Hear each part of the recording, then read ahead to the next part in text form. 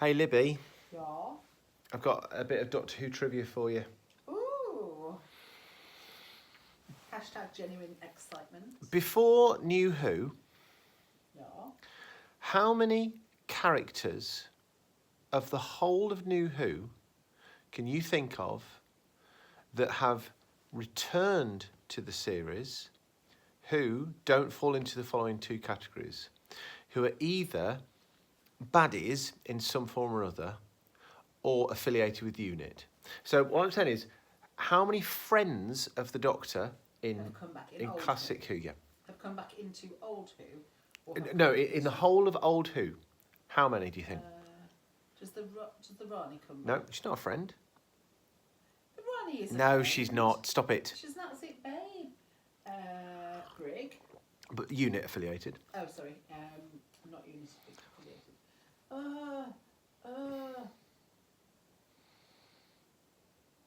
I know the answer. I think I know the answer. I could have got this wrong. And in the comments below, tell me if I've got this wrong. But I've been racking my brains. I think it's one. Ooh. So I've gone through the whole list in my head that I could think of. There are a number of Time Lords, but I think Time Lords occupy a funny stage. I don't think often they can be called the Doctor's friends, unless they're Romana. But she was a companion. She's never come back, per se. You've obviously got the Five Doctors, but I don't think that counts. Glitz starts off as a baddie. I love him. Of course. Lytton Savlon Glitz. gets the Doctor's respect, but he's unquestionably a baddie. He was in one of the Dalek ones and Attack of the Cybermen. Oh, yeah. Yeah.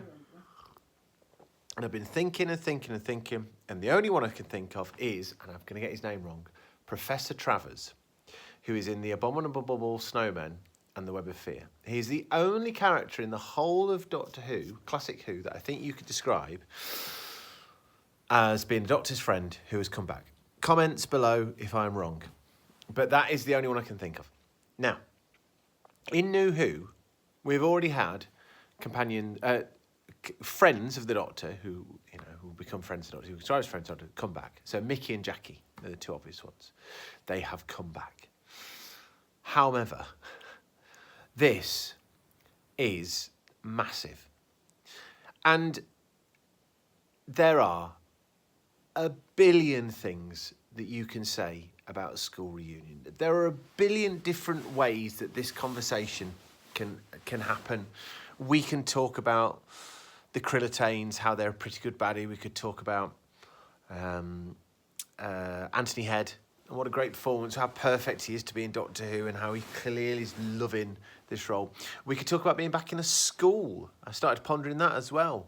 Twice we've been in a school in Doctor Who, I think, and Unearthly Child and Remembrance of the Daleks. I can't think of any of the schools until this point. And yet school's a good setting for Doctor Who. We can talk about that spectacular bit where he goes, physics. I've ripped that off at school 1,000 times. That's just such a quality bit. But all of that pales into insignificance when you talk about Elizabeth Sladen coming back to Doctor Who and being Sarah Jane Smith. Sometimes you get people coming back into series, from times before. This happens with Doctors, to be fair, and it's not quite the same. And you have to suspend your disbelief. There is not a single second of this where you have to try and believe that this Sarah Jane Smith is the same Sarah Jane Smith that the Doctor first met in that flipping makeshift barracks that the Brigadier threw together before she met Lynx. It's unbelievable. And there is something about having Sarah Jane Smith, arguably, in my opinion, the top two companions of Classic Who. And that, for me, there's no argument there. But alongside Rose, who, within the space of a year and a tiny bit, has established herself as an all-time classic companion. And having those two together and seeing that tension and then that unity about throwing the relationship between the companion and the Doctor in stark contrast, the comedy that can come from that, the sadness that comes from that, flipping canine. It's just surely what we'd been crying out for as fandom. And I recently read a Seventh Doctor novel called Bullet Time, in which the Seventh Doctor meets Sarah Jane. And that's a meeting of Doctor and Companion that really you don't want to see, because you don't want Sarah Jane's perception of the Doctor to be sullied by an awareness of what the Seventh Doctor's like. And it is in that story, and it's quite painful. But this is just exceptional and beautiful and wonderful. And it would be great if Eccleston was in it, because Elizabeth Sladen's enough to make this work. She really is enough to make this work. You could put her against any Doctor and this would work, because she is just class beyond class. But my God, you put her against David Tennant, and if there's ever a Doctor post Tom Baker who knows the significance of flipping Elizabeth Sladen and Doctor Who, it's Tennant. And his genuine response as a human being, as an actor, as the Doctor, as this Doctor, in seeing Sarah Jane Smith again, is just the most beautiful thing.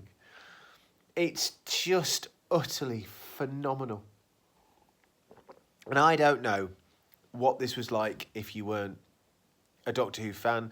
If you were brand new to the programme, would you get this? I think you'd get this. My kids get this because they know Sarah Jane Smith, but I think any kid would go, oh, there were people like Rose beforehand. That's an obvious thing to come back to. Oh, I can't say enough good things about this damn episode of Doctor Who. I think it's a good story. I think all of our regulars now have hit the groove. But my God, that's all I'm going to do. K9, still my beating heart. But oh my God, Elizabeth Sladen, Sarah Jane Smith, unbelievable. Elizabeth, have you got anything you wish to say? I love the Mickey's take on the new woman and the missus. I can't remember what it says. Everybody's worst nightmare. Yeah. The missus and the ex, or whatever he says. Exactly. I think that's hilarious. But then to see them being all friendly afterwards really warmed the cockles of my heart, because they've got something in common, haven't they? Absolutely. More so than most companions, it's fair to say. Because even I cried. I know, but the relationship between Sarah and her Doctor, Tom specifically, and Rose and Tennant, they're very similar sort of dynamics, aren't they, really, I would say. Brave, plucky, just a genius. Absolute genius. Wonderful, wonderful stuff. What more can you say?